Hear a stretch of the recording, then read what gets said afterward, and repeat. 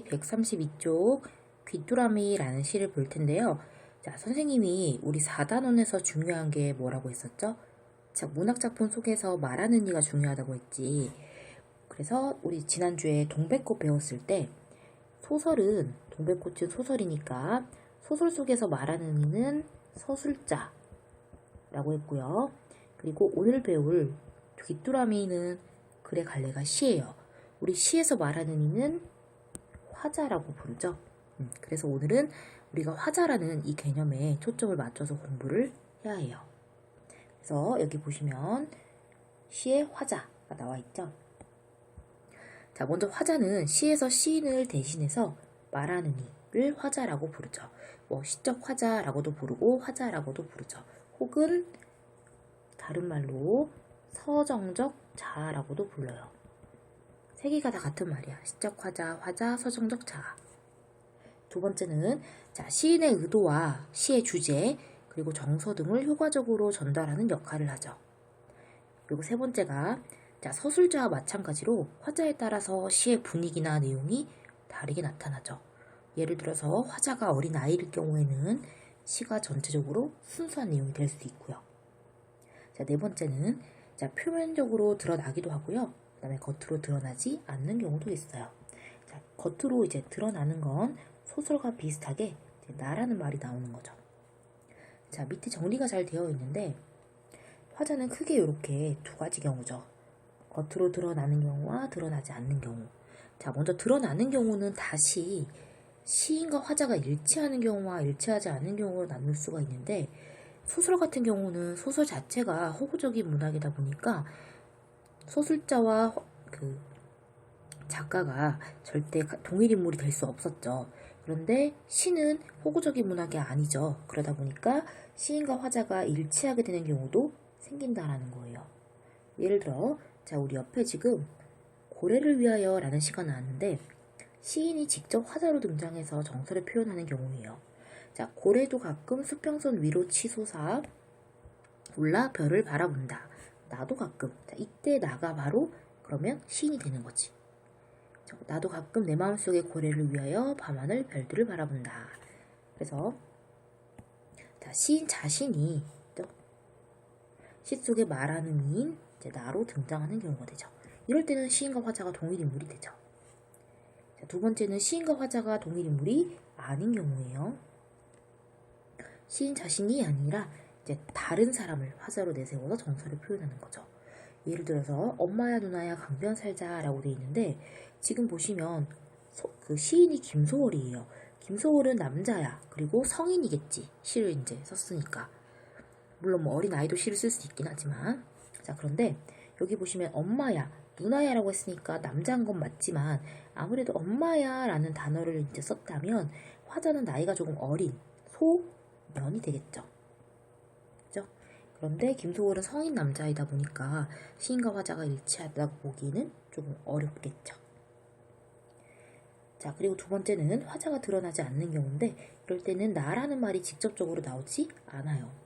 자, 나그네라는 시인데요. 강나루 건너서 밀밭길을 구름에 달가듯이 가는 나그네. 자, 여기 보면 지금 나그네라는 사람이 나오긴 하는데 이 나그네는 직접적으로 시를 이끌어 간다기보다는 누군가가 나그네를 지금 바라보면서 쓰죠. 그죠? 화자가 등장하진 않아요. 직접적으로 화자가 나타나진 않죠.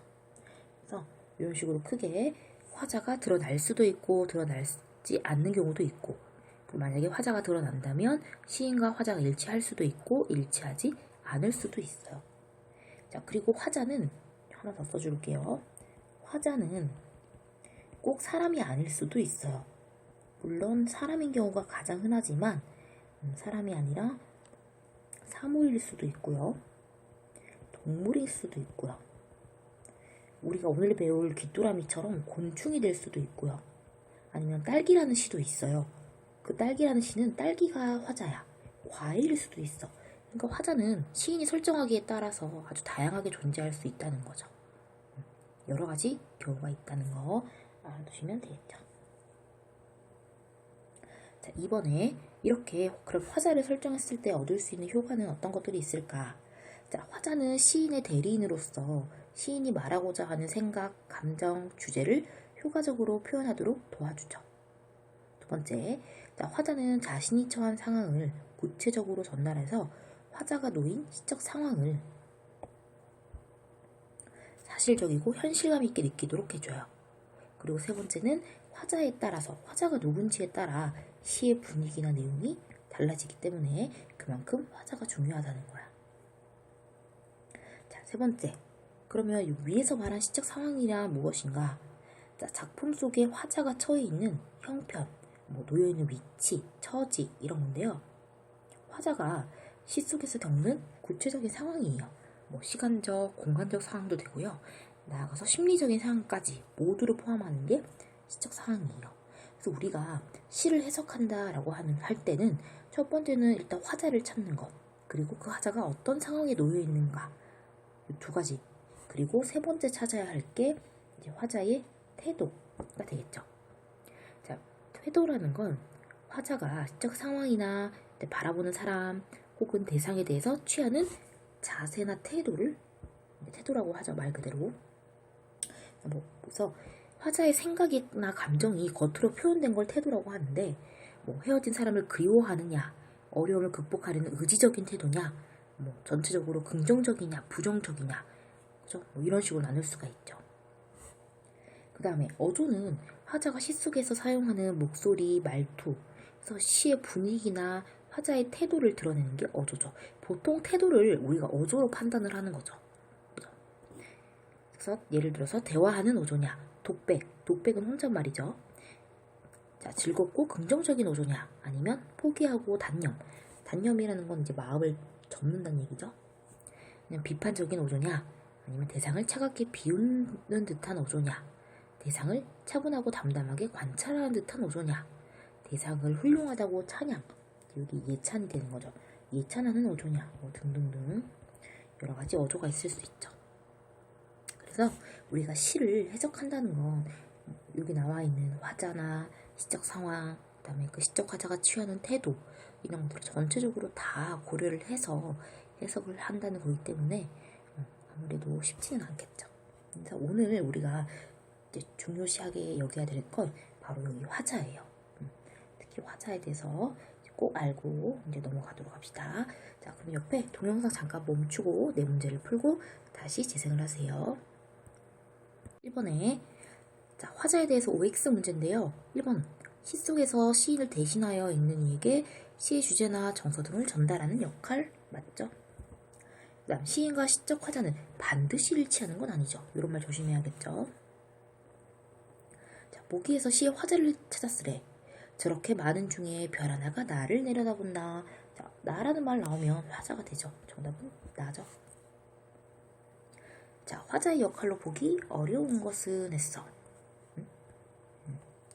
1번, 시의 음악적 효과를 강조한다. 자, 음악적 효과를 강조하는 건 화자가 아니라 운율 효과죠. 운율에 의해서 드러나는 거고요. 4번에 공통적으로 들어갈 말이네요.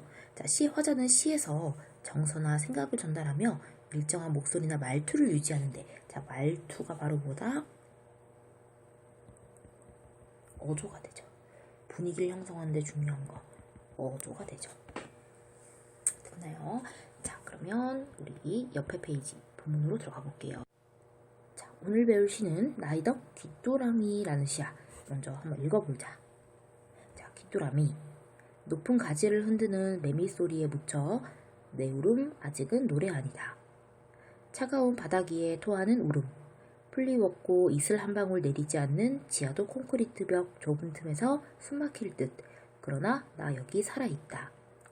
귀뚜루루 뚜루루 보내는 타전 소리가 누구의 마음 하나 울릴 수 있을까?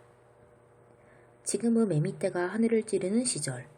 그 소리 거치고 맑은 가을이 어린 풀숲 위에 내려와 뒤척이기도 하고 계단을 타고 이 땅 밑까지 내려오는 날, 발길에 울려오는 내 울음도 누군가의 가슴에 실려가는 노래일 수 있을까?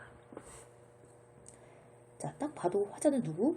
귀뚜라미죠. 그리고 전체적인 상황, 시적 상황은 아직은 귀뚜라미 때가 아닌 가을이 오지 않은 때지만 언젠가는 귀뚜라미 때를 기다리고 있는 그런 상황이라고 볼 수 있죠. 그럼 1년부터 같이 봅시다. 자, 높은 가지를 흔드는, 자, 높은 가지. 일단 세모야. 흔드는 매미 소리. 자, 매미도 세모. 얘 묻혀. 내 울음 아직 노래 아니래. 그럼 여기서 내가 누구야? 일단 나라는 말이 나오면 얘는 화자가 되고요. 이 시의 화자는 누구? 귀뚜라미죠.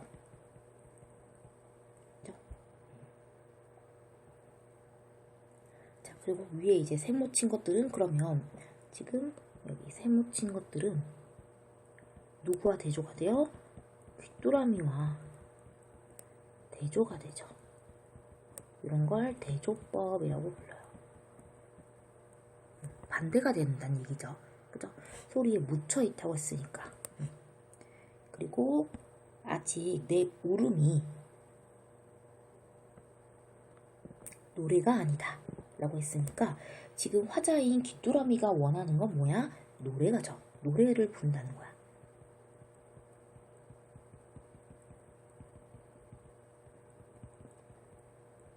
단순히 이제 울음으로 들리기보다는 노래로 들리고 싶다는 얘기지.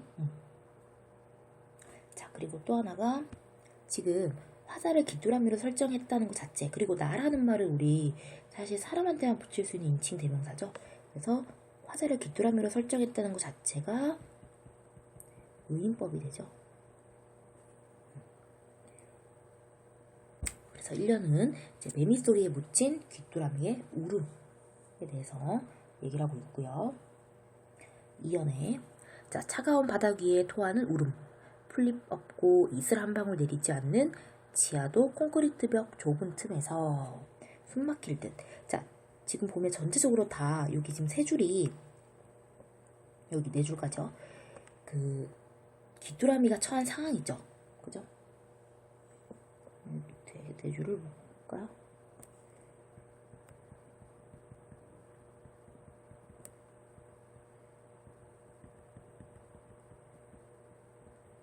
굉장히 어떤 상황이에요? 부정적이고요.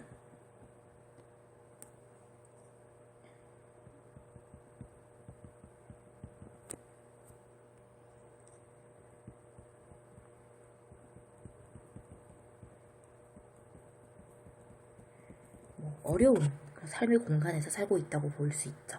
그죠? 지하도 콘크리트 벽 좁은 공간이라고 했으니까요. 그리고 이 공간은 어디랑 반대가 돼?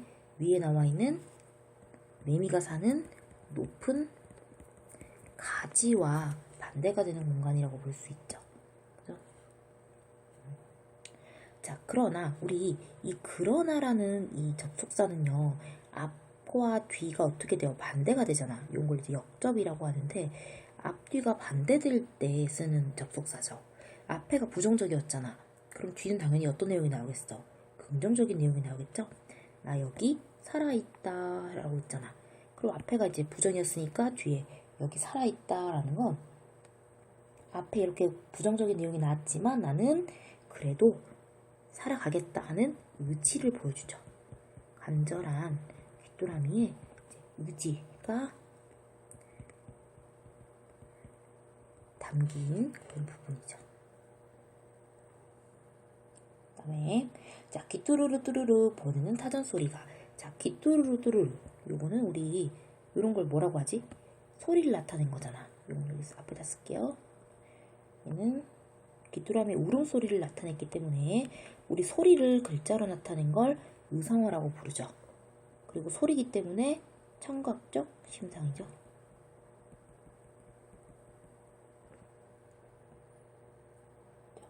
그 다음에 타전은 밑에 보면 뭔가를 쳐서 보내는 거죠.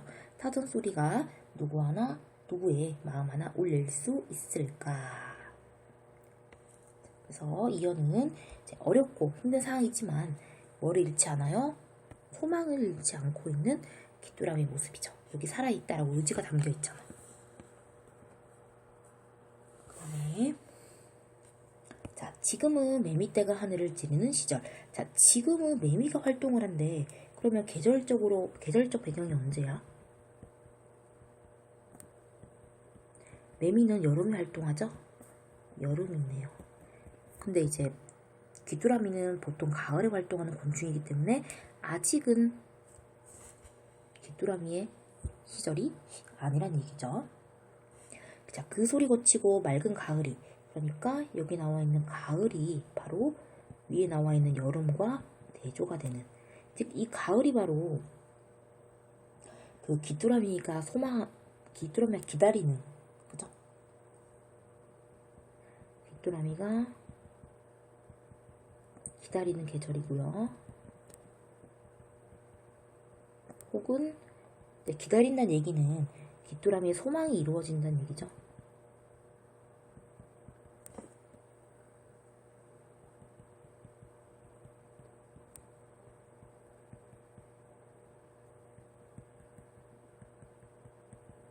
이렇게. 자, 맑은 가을이 어린 풀숲 위에 내려와 뒤척이기도 하고 계단을 타고 이 땅 밑까지 내려오는 날. 자, 여기 보시면요. 지금 가을이요. 뭐 풀숲 위에 내려와서 뒤척이고 그 다음에 계단을 타고 이 땅 밑까지 내려오는데, 자, 우리 이건 검은색으로 표시할게요. 가을이 뒤척이고 가을이 계단을 탄다?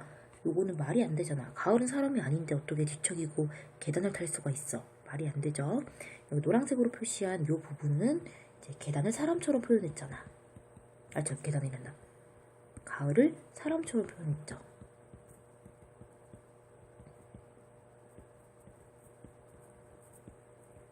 그래서 여기는 의인법이 되죠. 그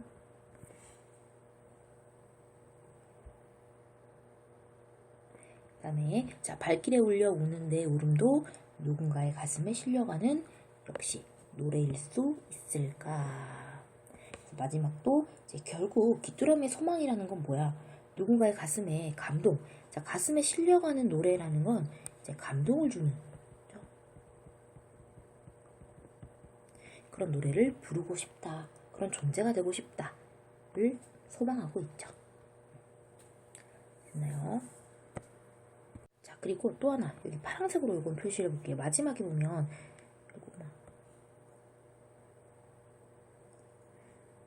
요렇게 보시면 여기랑 그 다음에 여기가 지금 문장 구조가 똑같죠? 요거는 요 검은색으로 쓸게요. 요 부분하고 요 부분이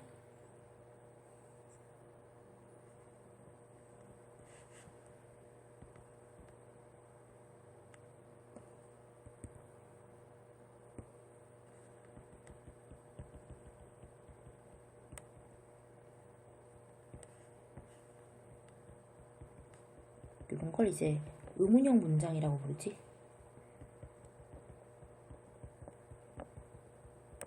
문장이 두 번 나왔잖아. 자, 반복했을 때 얻을 수 있는 효과는 첫 번째는 이제 운율이지. 시에서는 운율을 형성하고, 두 번째는 의미를 강조하죠. 그만큼 내가 이제 누군가에게 감동을 준 노래를 부르고 싶다, 그런 얘기고요. 그 다음에 마지막으로 세 번째가 이제 누군가에게 감동을 주는 노래를 부르고 싶다는 소망을 이제 간절하게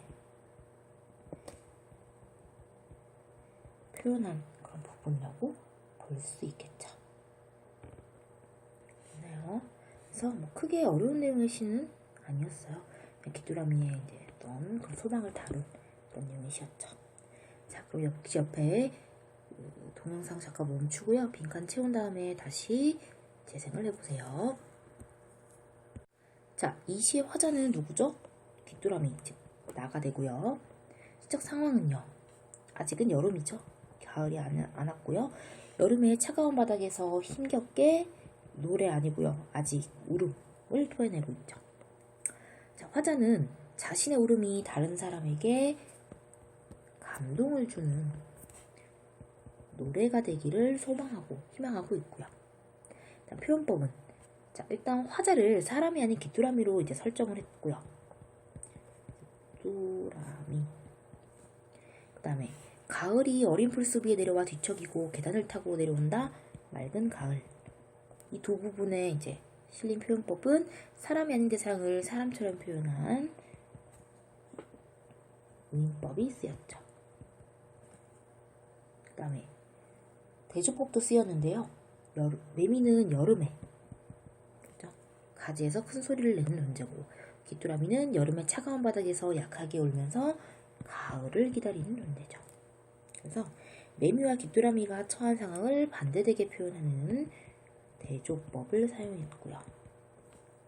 자, 청각적인 이미지는 어디 사용하나? 이미지가 이제 다른 말로 심상이니까 청각적 심상 찾으면 되죠. 또르르 또르르 여기 부분. 그죠?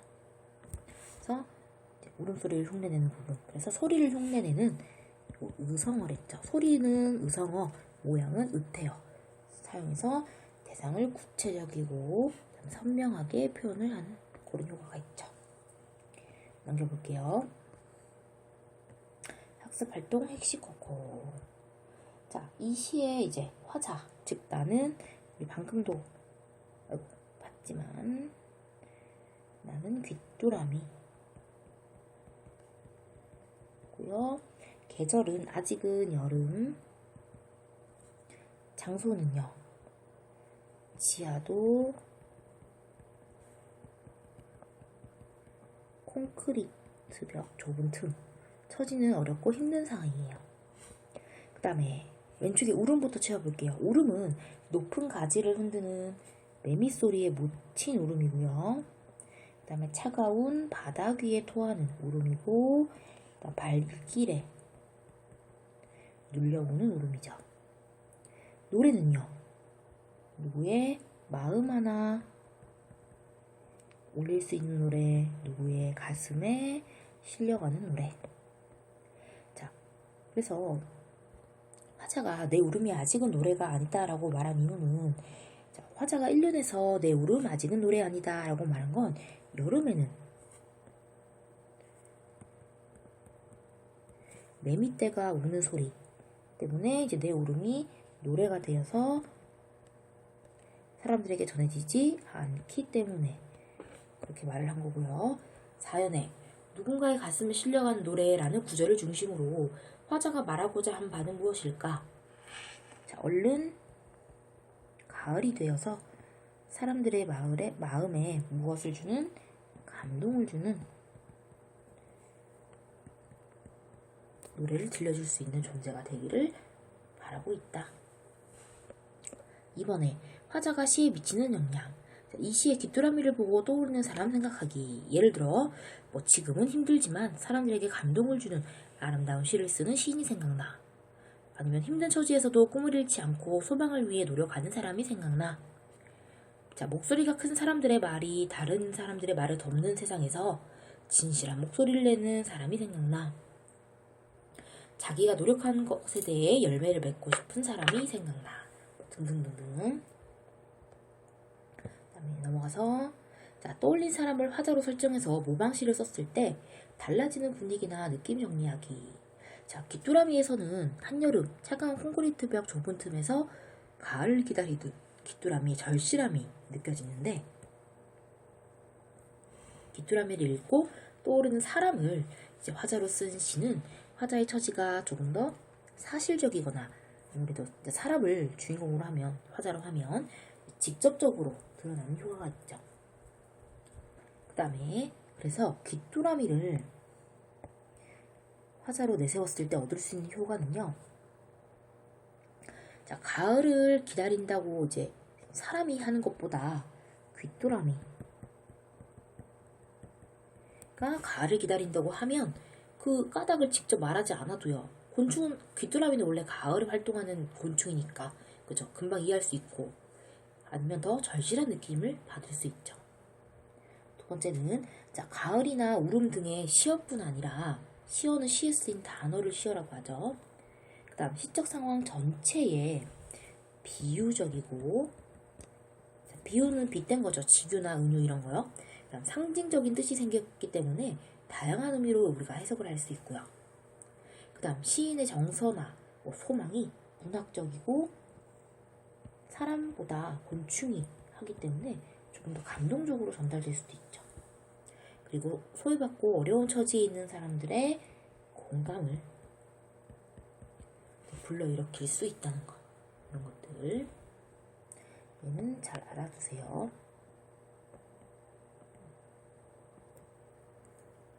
그다음에 밑에. 자, 밑에 요거는 노래야. 이제 길을 잃었다가 어머니가 찾으러 온 경험을 바탕으로 이제 어머니의 사랑에 대해서 노래하고 있는 가요인데요. 한번 읽어볼게. 자, 장에 가신 어머니를 찾다 길을 잃었지. 파출소에 혼자 앉아 울다 어머니를 보았지. 나를 찾은 어머니는 나를 때리면서 어디 갔었니 이 자식아. 속 좀 앵간히 태워라. 나는 참 좋다. 때리는 어머니가 참 좋다. 어머니의 눈물이 참 좋다. 어머니가 너무나 좋다. 앞서가는 어머니를 보고 나는 물었지. 나 없으면 엄마는 순전히 껍데기를 거냐고. 화가 났던 어머니는 환하게 웃으면서 이 알맹이야 이제부턴 속 좀 앵간히 썩여라. 나는 참 좋다. 어머니의 웃음이 참 좋다. 어머니의 미소가 참 좋다. 어머니가 너무나 좋다. 자, 지금 여기 봤을 때 일단 화자가 여기는 드러나시죠. 여기도. 여기 보면 나라는 말이 있으니까요. 근데 화자는 어떤 사람 같아? 연령대가 일단? 성인은 아닌 것 같죠? 성인이 뭐 시장 갔다가 엄마를 잃어버려서 파출소에 가진 않을 거 아니야. 그죠? 그리고 이제 봤을 때 여자보다는 그죠? 그 남자일 가능성이 좀 높고요. 장난꾸러기인 그런 것들 충분히 우리가 추측해볼 수 있는 거지. 넘겨볼게. 자, 이 노랫말에 나가 겪은 일을 정리를 해보자 라는 건데요. 일단 첫 번째가 나는 어머니를 찾아서 장에 갔다가 길을 잃어서 지금 어디 간 상태? 파출소에 가게 됐고요. 파출소로 찾아온 어머니에게 혼이 났지만 나는 오히려 기분이 좋고요. 그 다음 이를 바탕으로 나는 어떤 사람인지 추측을 해보면 어린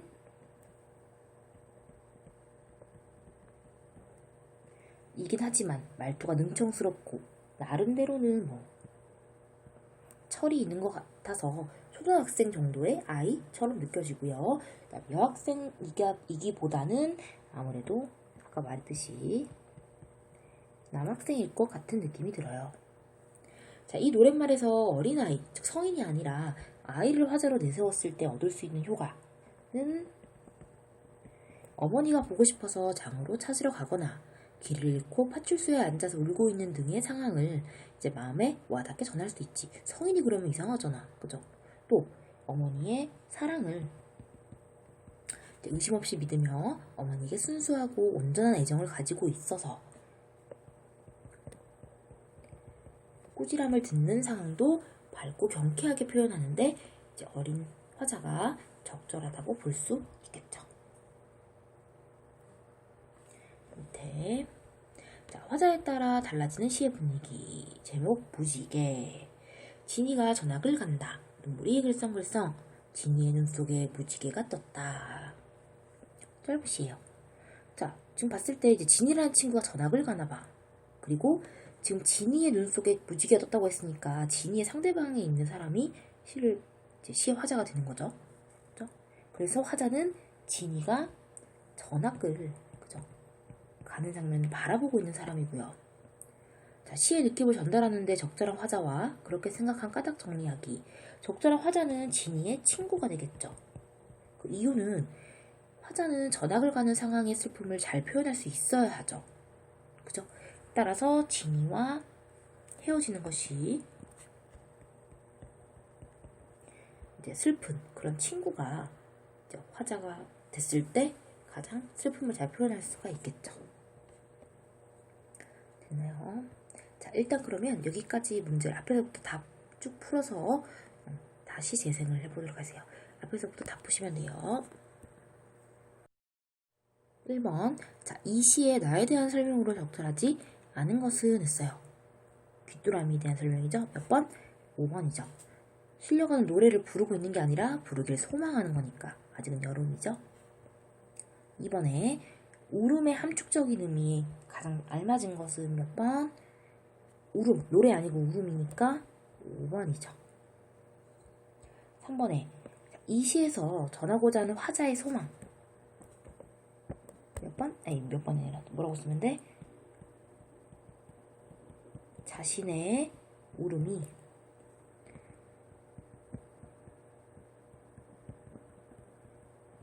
다른 사람들에게 감동을 주는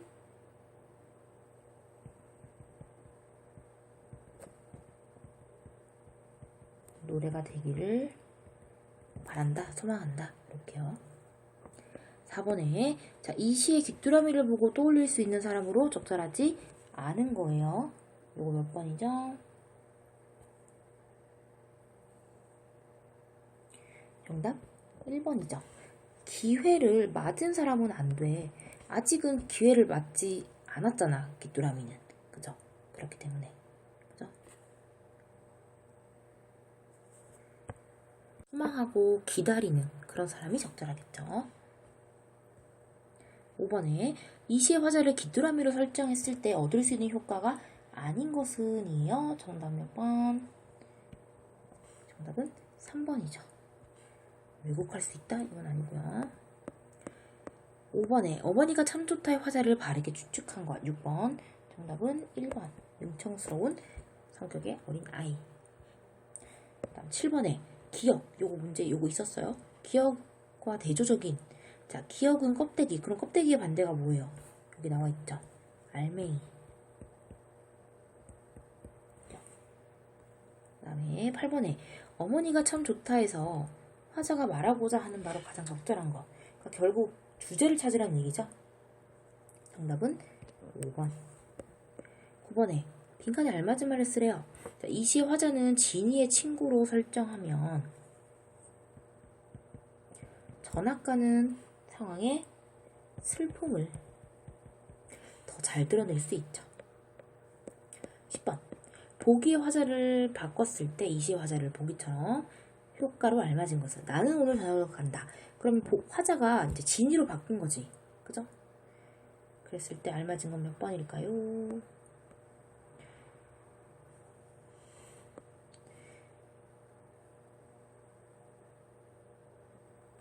아쉬워서 감정이 직접 드러났네요. 정답은 5번이 되겠네요.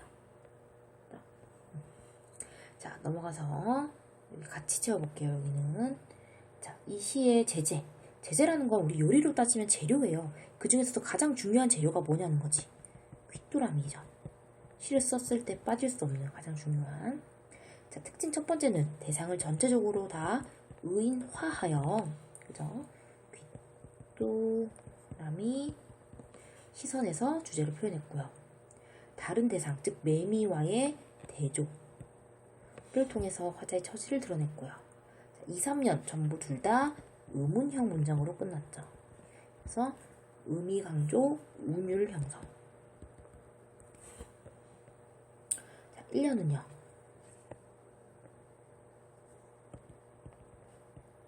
매미 소리에 묻힌 귀뚜라미 울음. 그다음 2년은 힘들고 뭐 어려운 상황에서도 소망을 잃지 않는 귀뚜라미. 3년. 가을에는 자신의 울음이 누군가에게 감동을 주는 노래가 되기를 소망한다. 희망한다. 자, 시 속에다. 즉 귀뚜라미는요. 여름에 매미 소리에 묻혀서 아직은 존재감을 드러내지는 못하지만 귀뚜루루 뚜루루 뭐 울음소리를 내며 자신이 살아있음을 알려고 가을이 되면 자신이 이제 누군가에게 감동을 주는 노래를 부를 수 있기를 소망해요. 즉 고통 속에서도 소망을 잃지 않는 귀뚜라미. 자, 대조적인 소재. 귀뚜라미에 반대되는 건 매미. 매미는 어디 살아? 높은 가지에 살고요. 여름에 강한 울음소리를 내죠. 반대로 귀뚜라미는 낮은 지하도 콘크리트 벽 좁은 틈에 살고요. 활동 계절은 가을이죠. 그 다음에 약한 소리를 내요. 아직은. 그다음 노래의 반대는 울음이죠. 힘겹게 살아가면서 자신의 존재를 겨우겨우 알리는 목소리. 노래는 누군가의 마음과 누군가의 가슴에 실려가는 노래고 다른 사람들을 위로하고 감동을 주는 목소리다. 이렇게 풀면 정리가 되겠죠. 자, 넘어가서 수단 다잡기 역시 풀고 동영상 다시 재생하세요. 1번. 자, 이 시에 대한 설명으로 적절한 거 고르는 거예요. 자, 계절 변화 안 나타나 있죠. 그 다음 의문형 어휘를 활용은 했죠. 그래서 주제 강조하고 있죠. 2번이죠. 이번에 화제에 대한 설명으로 적절하지 않은 거죠. 몇 번? 절망적인 태도로 보이고 있어요? 아니요. 나 살아있다. 의지적인 태도잖아. 5번 틀렸고요. 그 다음 기억과 니은의 의미. 기억은 울음이고 니은은 노래인데 조건에 맞게 쓰래. 각각 상징하는 바를 쓰고 완결된 한 문장으로 쓰라고 돼 있네요. 그럼 이거 뭐라고 쓰면 돼요? 자, 먼저 울음은 힘겹게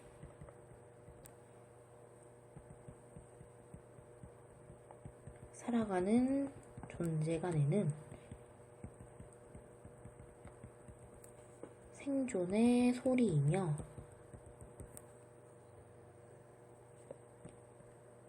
노래는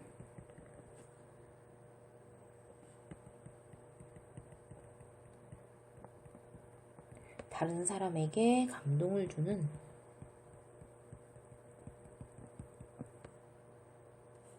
위안의 소리죠. 이렇게.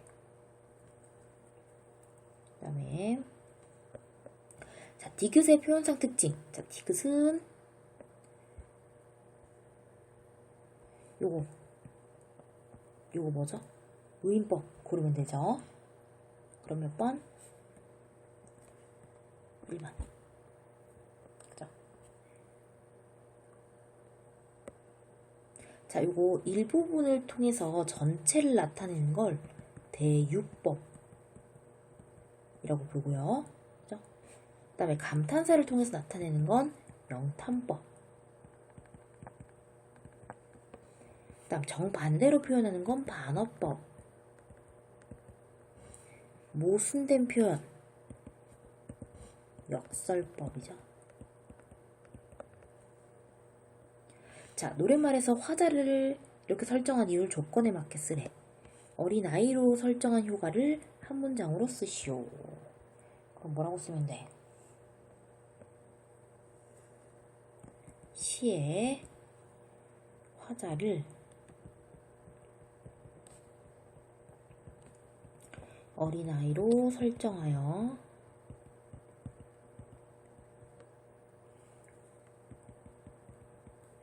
시적 상황을 순수한 아이의 시각으로 마음에 와닿게 전달할 수 있다. 이렇게.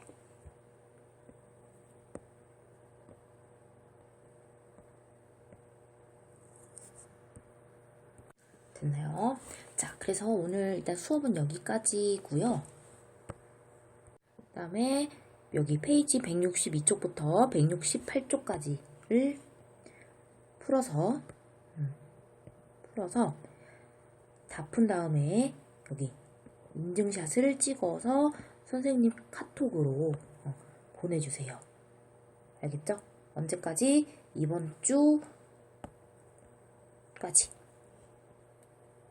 이번 주 언제까지 할까? 토요일까지 꼭 보내주세요. 알겠죠? 토요일 이후로 보내면 숙제를 안 한 걸로 간주할게요. 꼭 토요일 전까지 보내주세요. 알겠죠? 자, 오늘 고생 많았고요. 이번 주는 이제 이렇게 인강으로 들었고, 자, 다음 주에 우리 또 수업에서 만나요. 고생 많았습니다. 안녕.